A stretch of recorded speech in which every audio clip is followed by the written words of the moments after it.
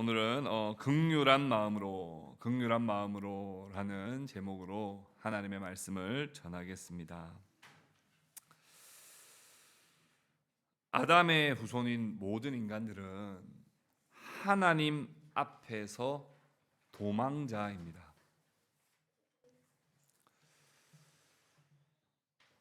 범죄한 인간이 하나님의 얼굴을 피하여 숨었습니다.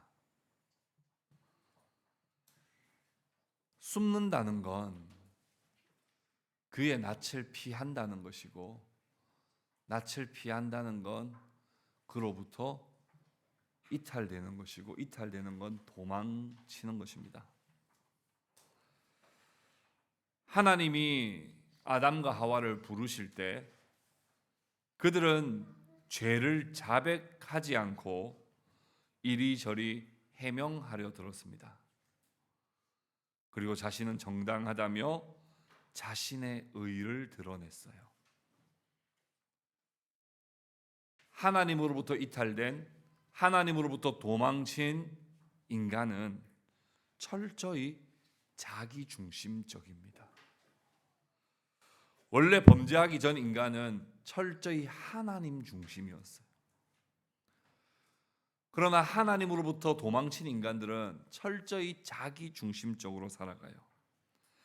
자기가 신이라고 감히 말하지는 않으면서도 스스로 모든 것을 해내려 하고, 스스로 책임지려 하고, 스스로 모든 것들을 다 결정하려 하고, 스스로의 자유를 만끽하려 합니다.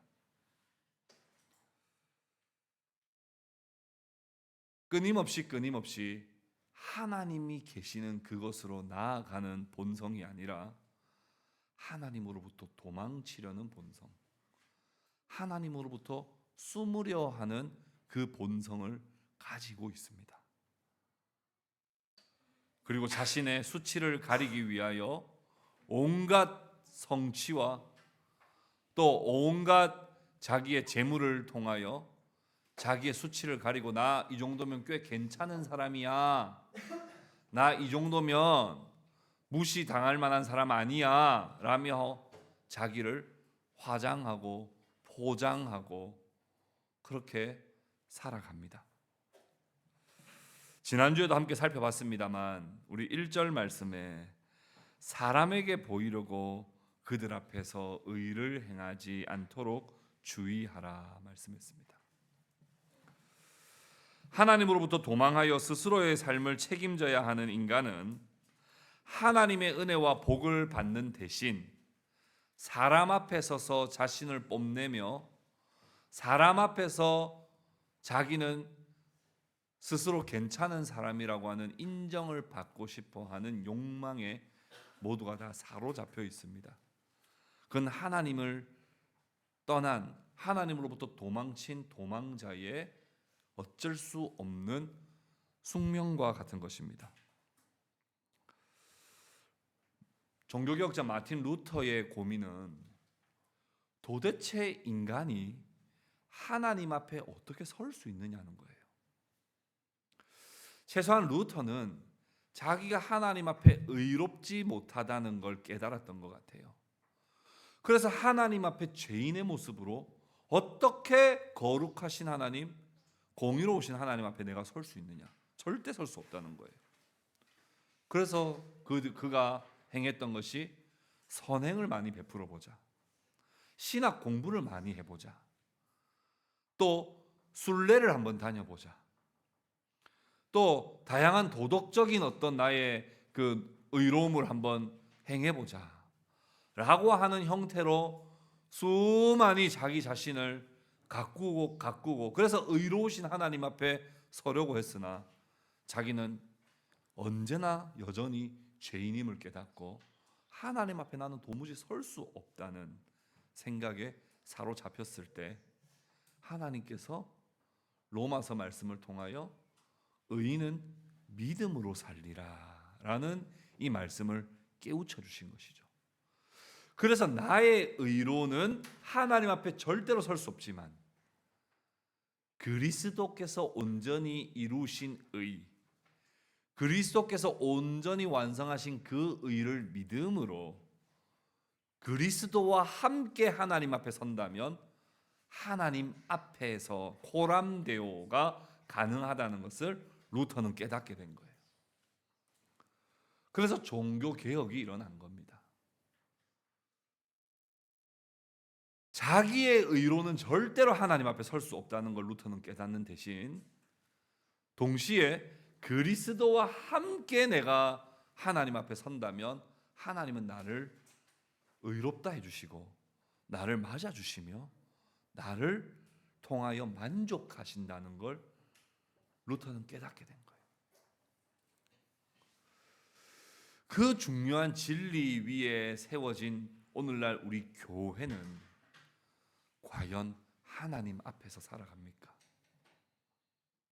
아니면 여전히 도망자의 본성으로 하나님 앞에 설 수 없어 사람 앞에서 인정받고 사람 앞에서 칭찬받는 것에 목말라 하며 자기 의로 자기 의를 드러내며 자기 이름을 드러내며 그렇게 살고 있지는 않습니까? 오늘은 구제와 관련된 주제의 말씀이지만 더 중요한 포커스는 하나님의 의가 무엇이며 하나님의 정의가 무엇이며 하나님의 마음이 무엇인지를 우리가 함께 생각을 해보려고 합니다. 구약 성경에는 구제와 관련되어 있는 말씀이 차고 넘칩니다. 구약 성경의 구제라고 하는 말씀이 차고 넘친다는 것은 그건 어쩌면 하나님께서 원하시는 의, 하나님이 가장 기뻐하시는 하나님의 정의가 아닌가 하는 생각을 우리는 해보게 됩니다. 구약 히브리어에 샤파트라고 하는 정의가 나옵니다. 하나님이 정의롭게 이 세상을 통치하신다고 할 때도 이 샤파트라는 단어를 쓰고 너희 가운데 왜 이렇게 정의가 없느냐라고 할 때도 샤파트라는 단어를 씁니다. 이 샤파트 혹은 미시파트라고 하는 이 정의라고 하는 단어는 구약 성경의 정말 핵심적인 단어입니다. 그런데 이런 정의라고 하는 단어가 사용되는 모든 성경 구절에는 항상 구제가 같이 언급된다는 걸 여러분 생각을 해보면서 오늘 한번 말씀을 찾아볼 건데요. 신명기 10장 18절 말씀을 같이 한번 찾아봅시다. 신명기 10장 18절 말씀을 함께 찾아보겠습니다.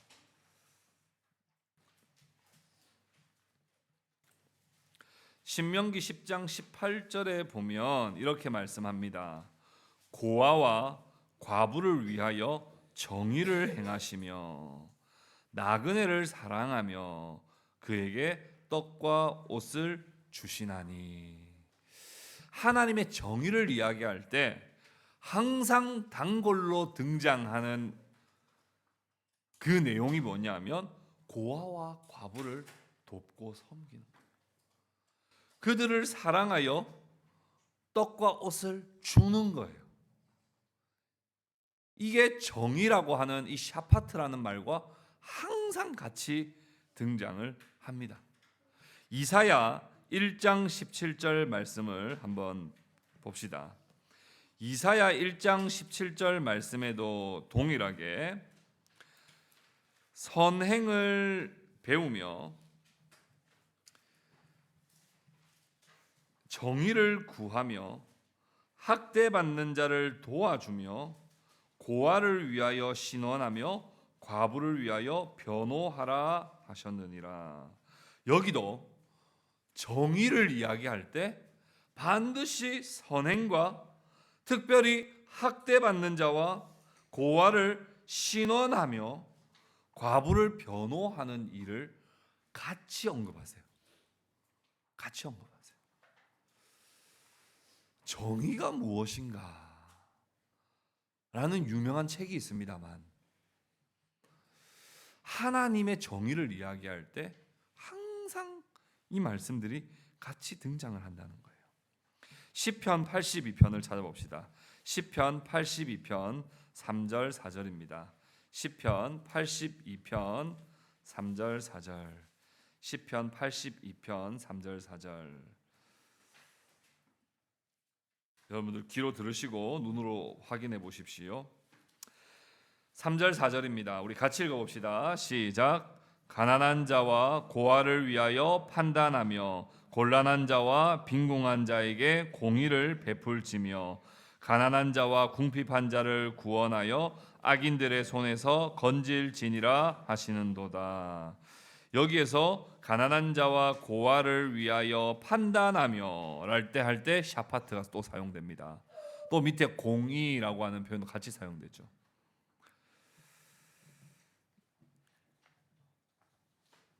도대체 정의란 뭘까? 정의는 하나님이 이 세상을 통치하시는 방식이죠. 우리가 사는 사회에 정의가 있습니까? 우리 법 관련해서 법조인들이나 우리 경찰관은 정의를 구현하고 실현한다고 이야기하잖아요. 그럼 도대체 정의가 뭐냐? 그런데 성경에서 말하는 하나님의 정의는 뭘까? 할 때 빠지지 않는 게 고아와 과부와 나그네들이 계속 등장하는 거예요. 여기서 말하는 정의란 하나님이 그 처지에 있는 자들을 향하여 긍휼한 마음을 가지고 계신다는 거예요. 측은히 여기는 마음. 이 내용이 구약 율법 전체에 깊게 스며들어 있습니다. 여러분 11조와 관련되어 있는 말씀들이 있어요. 11조는 성경 구약에 많이 등장하는 중요한 하나님 백성의 의무인데 이 11조를 이야기할 때 뭐라고 말씀하느냐? 신명기 26장 한번 펴봅시다. 신명기 26장 12절 한번 펴봅시다. 신명기 26장 12절.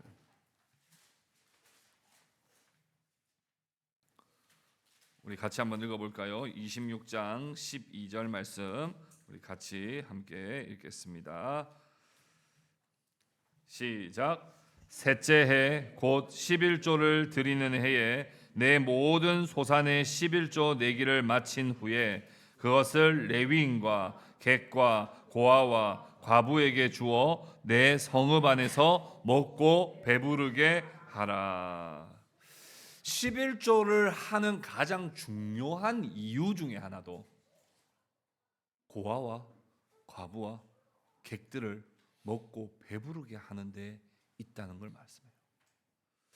11조는 하나님께 궁극적으로 드리는 것이지만 하나님께 드릴 때 하나님께 드려진 것이 사용될 때는 그것이 분명히 우리 이웃 가운데 정말 어려운 처지에 있는 단순히 물질적인 어려움뿐 아니라 고통과 괴로움 속에 있는 자들을 그들을 돕고 섬기는 데 사용하는 것이 하나님이 명령하신 율법의 11조 가운데 중요한 의무로 채택되어 있다는 사실을 우리는 볼 때 도대체 이 구제라고 하는 건 도대체 어디까지 뻗어질 수 있느냐 하는 생각을 할 수 있어요. 여러분 제사 제도를 드릴 때 제사 제도 하나님이 제사 제도에도 이 구제의 원리를 같이 넣어 넣었다는 사실을 여러분 아십니까? 하나님이 레위기 말씀 가운데 대부분은 제사 제도에 대해서 말씀해 주세요. 그런데 특별히 두드러지게 설명하고 있는 부분 가운데 이 레위기 5장에 보면 속죄제, 그러니까 죄를 속하는 죄에 대해서 말씀을 할 때 기본적으로 하나님 앞에 평민들이 드려야 할 제물에 대해서 말씀을 하시면서 뭐라고 말씀하시냐면 기본적으로 암염소를 드려요. 그런데 암염소를 준비할 경제적 형편이 안 되는 사람도 있다는 걸 하나님은 배려해 주세요. 그래서 암염소를 준비할 수 없는 자들은 어린 양을 바치라 그래요. 근데 어린 양을 준비하지 못할 정도로 어려운 처지에 있는 사람이 있어요. 집 비둘기를 드려래요. 여기까지는 번제도 그렇습니다. 이해가 돼요. 왜요? 레위기 5장에 보면 속죄는 반드시 뭐가 필요하다 그래요? 피가 필요하거든요. 집 비둘기 피를 딱 내면요, 피 몇 방울 나온대요. 그래도 그거라도 하나님 받으신다는 거예요. 근데 충격적인 사실은 그 다음에 있습니다. 비둘기도 못 드리는 사람도 있을 거다. 그런 사람은 가루를 빻아가지고 소제로 하나님께 드리라 그래요. 이건 하나님이 정말 환난당한 자, 정말 환난당해서 내가 아무것도 하나님께 드릴 것이 없는, 내가 먹을 것이라고는 요거 죽 만들어 먹는 거 요거 하나밖에 남지 않은 이런 사람에게도 속죄의 은혜를 베푸시기 위하여 그 제물을 바치라고 말씀하세요. 주님께서는, 하나님께서는 율법의 제사 가운데도 정말 환난당한 자, 가난한 자, 외로운 자, 소외된 자들을 향하여 긍휼히 여기는 마음, 정말 측은히 여기는 그 마음을 가지고 계시고 그들을 배려하신다는 걸 우리는 알 수 있습니다. 여러분, 또 율법에 보면 중요하게 등장하는 게 뭐예요? 절기입니다. 절기. 여러분, 절기 안에도 구제의 마음이 있다는 거 아세요? 절기의 핵심은 안식입니다. 안식입니다. 안식일을 중심으로 안식년, 또 안식년을 7번 하면 50년째는 희년 이런 게 있어요. 그럼 안식일 규제에 뭐라고 말씀하세요? 출애굽기 10장에 너희는 안식일에 아무 일도 하지 말라. 너만 하지 않을 뿐 아니라 뭐라고요? 내 아들도, 내 딸도, 내 남종도, 내 여종도, 내 문 안에 머무는 객이라도 아무 일도 하지 말며 심지어 기르는 가축에게도 말하라. 주인만 안식 누려야 되는 게 아니라는 거죠. 종도 안식을 누려야 되는 거예요. 종도 하나님의 긍휼이 필요합니다. 종도 하나님의 사랑이 필요해요. 그런데 안식년이 됩니다. 안식년이 되면 안식년에 대한 규제에 대해서 뭐라고 말씀했냐면 땅도 쉬게 하라 그래요. 1년 동안은 아무 일도, 땅도 일 못하게 합니다. 그리고는 하나님이 일 안 해도 땅은 또 나는 게 있겠죠. 그거는 모두가 다 나눠서 가지라. 이게 모두의 것이다. 하나님 주신 건 모두의 것이다. 그러면 나누라 그래요. 이게 구제의 원리의 가장 핵심이거든요. 하나님이 내게 주신 걸 형제 자매와 이웃과 나누는 거. 이거 내게로부터 온 게 아니라 하나님께로부터 왔다고 믿고 나누는 거. 이거 안식년의 중요한 개념이에요.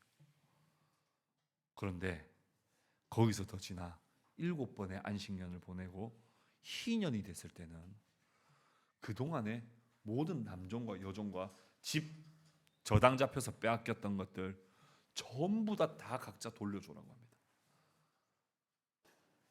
종신적으로 노예 계약을 했었어도 희년에는 다 자유하게 돼요. 완전히 자유를 선언해요.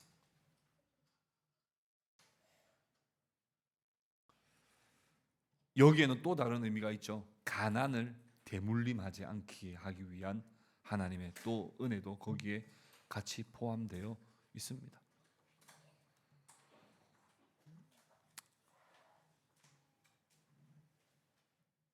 또 레위기 율법서에 보면 또 어떤 내용들이 주를 이룹니까? 재판, 시민법, 재판과 관련된 것들이 다 거기에 있죠. 그런데 여러분 거기에 재판과 관련돼 있는 법 중에 가장 대표적인 법이 뭐예요? 동해보복법, 동해복수법. 이게 뭡니까? 눈에는 눈, 이에는 이죠. 그러면 눈에는 눈, 이에는 이는 복수법이 아닙니다. 복수를 하라는 법이 아니에요. 이 법은 어떤 법일까요? 부유한 자가, 권력 있는 자가 돈 줄게. 돈 주면 되잖아. 네가 필요한 거 돈 아니야. 이거 절대 못하게 하는 법입니다. 부자도 권력 있는 자도 눈을 상하게 하면 네 눈도 상하게 해야 된다는 가난한 자와 약자를 철저히 보호하는 법이지, 눈에는 눈, 얘는 이다 하면서 복수하라고 하는 복수법이 아닌 거예요. 재판을 할 때도 철저하게 공정하게 재판을 하도록 말씀을 하셨어요. 한 군데만 더 찾아볼까요? 레위기 19장 한번 찾아봅시다. 레위기 19장 15절 말씀입니다. 레위기 19장 15절. 레위기 19장 15절입니다. 우리 같이 한번 찾아봅시다. 레위기 19장 15절. 우리 같이 읽어봅시다. 시작. 너희는 재판할 때에 불의를 행하지 말며 가난한 자의 편을 들지 말며 세력 있는 자라고 두둔하지 말고 공의로 사람을 재판할지며. 여러분 우리가 이렇게 생각할 수 있어요. 이 말씀은 혹시 이렇게 되는 게 더 은혜롭지 않을까요? 뭐라고 해석하면 더 뭐라고 적혀 있으면 더 은혜롭겠습니까? 너희는 재판할 때 불의를 행하지 말며 가난한 자의 편을 최대한 들어주고 세력 있는 자는 절대로 엄격하게 하며, 이렇게 말하면 왠지 더 은혜 될 것 같은데, 여러분 약자가 원하는 건 불공정하게 자기가 호의를 받는 게 아니에요. 공정하게 공평하게 대우를 받는 것이지, 특히 약자라고 해가지고 더 많이 주는 걸, 그건 오히려 또 하나님의 정의가 아닙니다. 그래서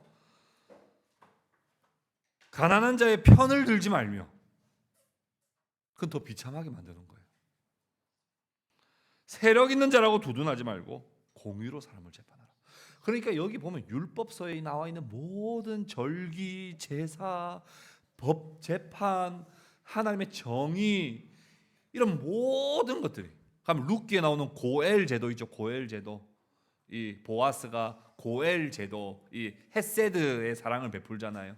그것도 전부 다 이제 남편을 잃은 과부에 대한, 또 땅을 저당 잡혀가지고 빼앗긴 사람에 대해서 내가 고엘로서 같이 데리고 와서 마치 보아스가 룻을 데리고 오듯이 할 수.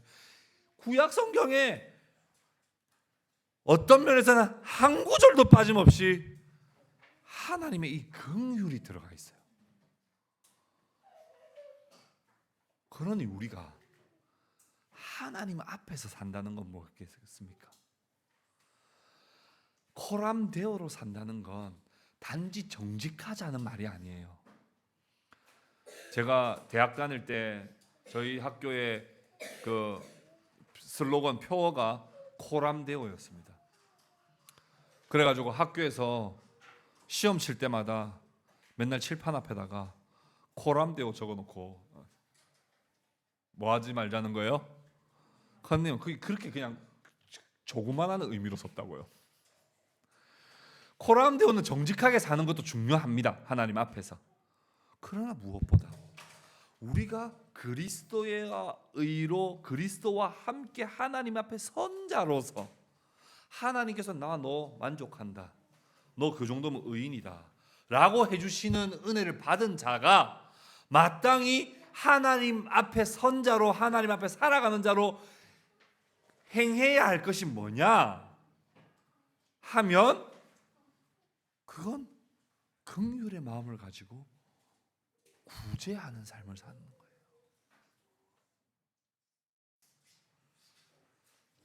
그렇다면 신약 성경은 어떨까요? 어떨 것 같습니까? 뭐 마찬가지겠죠. 신약 성경에도 마찬가지입니다. 신약 성경에 예수님께서 구제에 대해서 얼마나 많이 강조하셨을 뿐 아니라 친히 구제의 삶을 사셨어요. 긍휼의 삶을 사셨습니다. 예수님께서 가르치실 때는 뭐라고 가르치셨습니까? 이렇게 가르치셨죠. 마태복음 25장 한번 찾아볼까요? 마태복음 25장. 마태복음 25장 한번 찾아봅시다. 마태복음 25장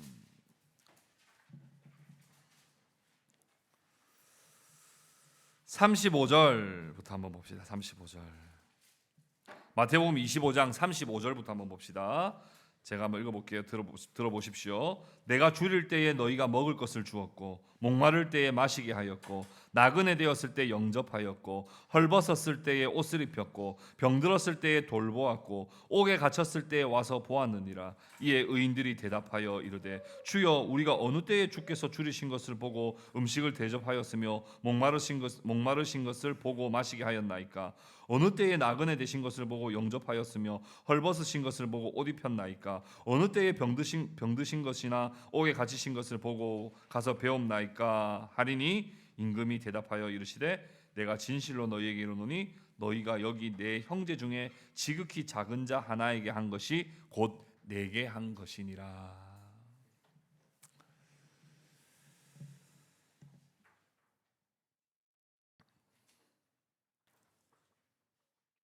예수님께서 가난한 자들을 돌아보셨습니다. 예수님께서 소외된 자들의 친구가 되어 주셨습니다. 그 예수님의 구제의 절정이 무엇입니까? 그 구제의 절정이 바로 십자가예요. 예수님은 십자가에서 철저히 구제하셨어요. 영적 파산이 난 자들, 영적으로 고아들, 영적 과부들을, 그들을 위해 예수님은 십자가에서 긍휼과 사랑을 온전히 베푸신 겁니다.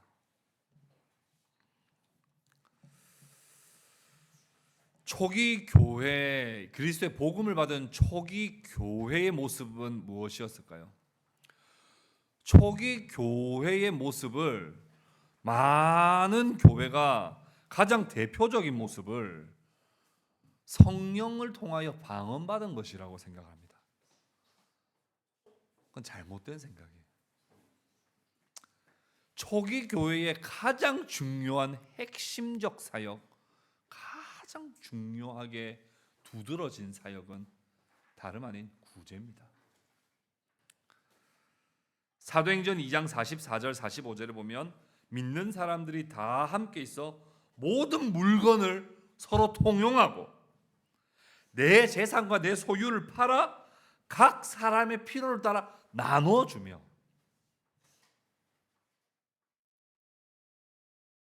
여기에서 유대인들이 충격을 받은 거예요. 뭐지? 뭘 먹인 뭐예요? 이게 하나님의 정의요, 하나님을 만족케 하는 의라고 믿었던 그리스도인들, 우리에게 자신이 십자가에 죽으시면서 가르쳐 주신 그 구제의 헌신이 뭔지를 그들이 몸소 실천하는 거예요. 바나바는 자신의 밭을 팔아서 형제 가운데 가난한 자들에게 나눠주기 위하여 가져왔습니다. 얼마나 그 사역이 중요한 사역이었는지 잘 말해주고 있어요. 또 그걸 잘 보여주는 실례가 뭡니까? 그거를 어설프게 흉내내며 자기 이름을 드러내려고 했던 아나니아와 삽비라 이야기도 사도행전에 아주 잘 드러내죠. 왜 그렇겠어요? 그들이 인정받고 싶었거든요. 교회에서 지도자라는 걸로. 그러면 그 교회에서 중요한 사역이 만약 성령을 받아 방언하는 것이 사역이었다면 그들은 아마 다른 사람들 앞에서 크게 방언으로 크게 소리치며 기도했을 거예요. 그런데 그들이 왜 교회에서 존경받고 싶고 인정받고 싶을 때 그 일을 했느냐 하면 교회의 가장 중요한 사역이라고 그들은 믿고 있었고 그렇게 교회를 세워가고 있었다는 사실을 우리는 알 수 있습니다. 사도행전 6장에 가면 교회에 문제가 생깁니다. 어떤 문제가 생기냐면 구제하는 것 때문에 문제가 생겨요. 그래서 7명의 일꾼을 세우죠.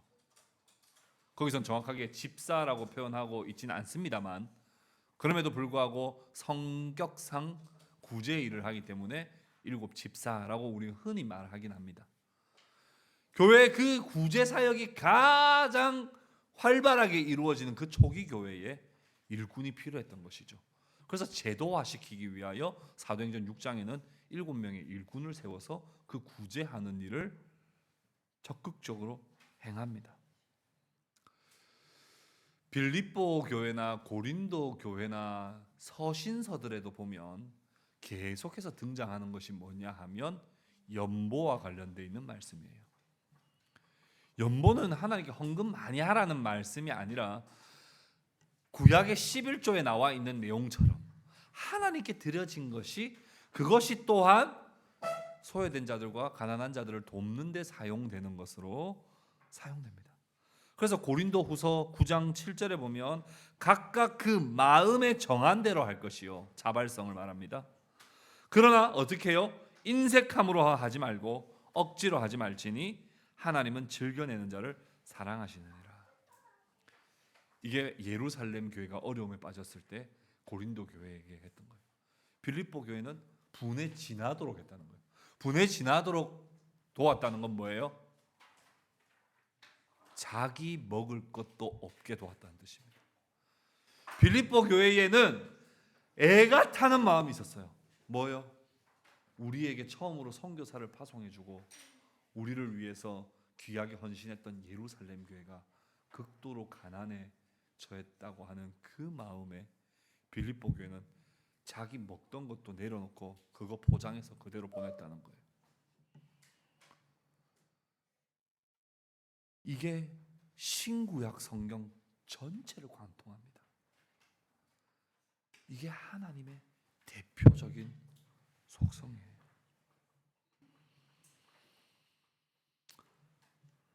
우리에게 회복해야 하는 것은 긍휼의 마음입니다. 오늘날 무한 경쟁 시대에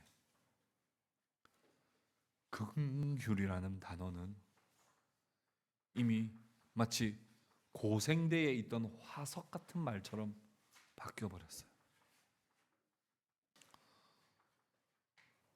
오늘날 자기를 PR해야 하는 시대에 하나님 앞에서 하나님의 정의를 실현하며 산다는 건 그건 너무나 어리석은 일처럼 우리는 받아들여질지 모르겠습니다. 그러나 여기 구제할 때에 라고 사용된 엘레모시넨이라고 하는 이 헬라어는 구제하는 어떤 행위를 말하는 게 아니에요. 엘레모시넨이라고 하는 이 구제라고 하는 이 단어의 더 정확한 의미는 측은히 여기는 마음이에요. 불쌍히 여기는 마음이에요. 정말 안 됐다고 생각하는 내 안에서부터 터져 나오는 눈물입니다. 주님께서 오늘 주의하라고 하시는 이것은 뭐예요? 대부분의 유대인들은 다 구제하며 살았습니다. 근데 뭐가 없는 거예요? 그 불쌍히 여기는 마음이 없는 거예요. 정말 애가 타는 마음, 하나님 아버지 마음이 없는 거예요. 말은 할 수 있어요. 어떡해, 힘들겠다, 할 수 있죠. 교양인이면 그 정도 다 합니다. 누가 요즘에 수준 낮게 야 네가 잠을 안 자니까 힘들지 이렇게 하는 사람은 누가 있어요? 다 기본적으로 요즘에 최소한 2024년도를 살아가는 우리는 이 정도 말은 할 수 있다고요. 어떡해. 이거 피곤하겠다 야. 힘내. 기도할게. 이 정도는 다 하잖아요.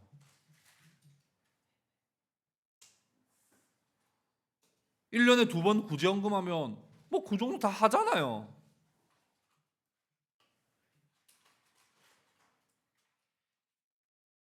근데 도대체 오늘 주님 무슨 말씀하고 계시는 거냐는 거예요.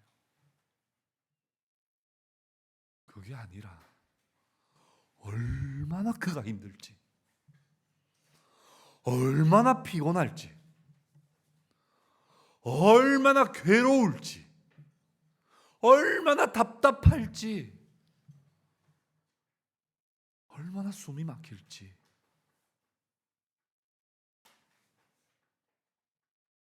정말 그의 입장이 되어서 너무 안 됐다. 그래서 내 모든 걸 내어주고라도 그가 그 역경에서부터 벗어나기를 원한다는 그 마음, 그 마음이 엘레모시넨이라고 하는 구제예요. 여러분, 그 마음이 있는데 어떻게 밖에 나가서 나팔을 불며 내가 구제했다고 말할 수 있어요? 어떻게 남들 보는 앞에서 나 이 사람 돕는다 할 수가 있느냐고요. 그건 엘레모시넨이 철저하게 결여됐기 때문에 그런 행동할 수 있는 거예요. 어떻게 오른손이 하는 일을 왼손이 알게 할 수 있습니까? 그건 긍휼이 없는 거예요. 그 사람의 처지가 얼마나 딱한 줄을 알면, 얼마나 고통스러운지를 내가 정말 공감한다면 어떻게 왼손더러 내가 하는 일을 알게 할 수 있느냐 이 말인 거예요. 예수님이 하신 말씀은.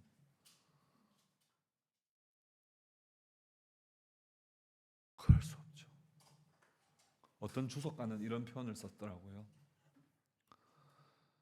이 구제는 즉각적으로 마음이 동할 뿐 아니라 행동으로 하는 것이라고 하기 때문에 이런 표현을 씁니다.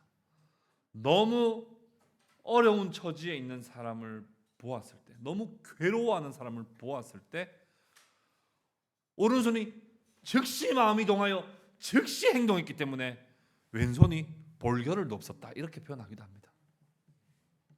나중에 해야지. 이거 안 됐다. 쟤 안 된 것 같아. 이게 아니라 즉시 마음이 동하여 즉시 행동했기 때문에 왼손이 왜 뭔 일이 있었어?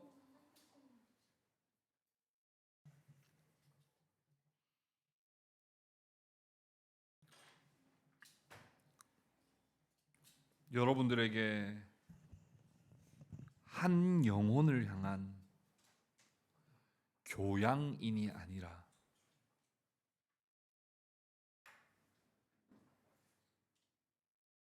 애끓는 목자의 심정이 있습니까?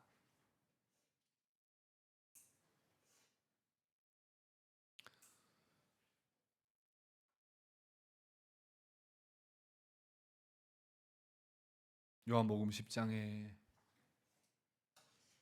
사꾼은 자기 일만 합니다.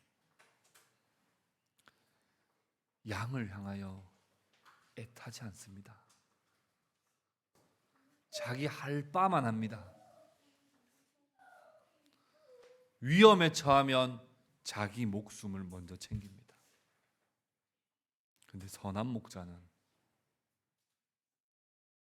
자기 할 일이 먼저가 아니라 한 마리의 양을 향하여 애가 타는 그 심정으로 양을 돌보기 때문에 늑대가 사나운 짐승이 찾아와도 그 양을 살리고 자기가 죽습니다. 이게 엘레모시넨 구제입니다.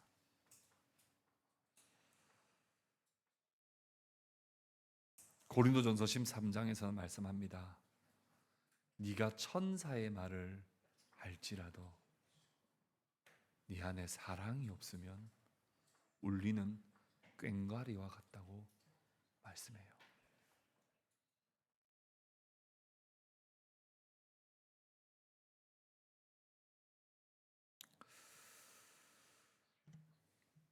말씀을 맺겠습니다.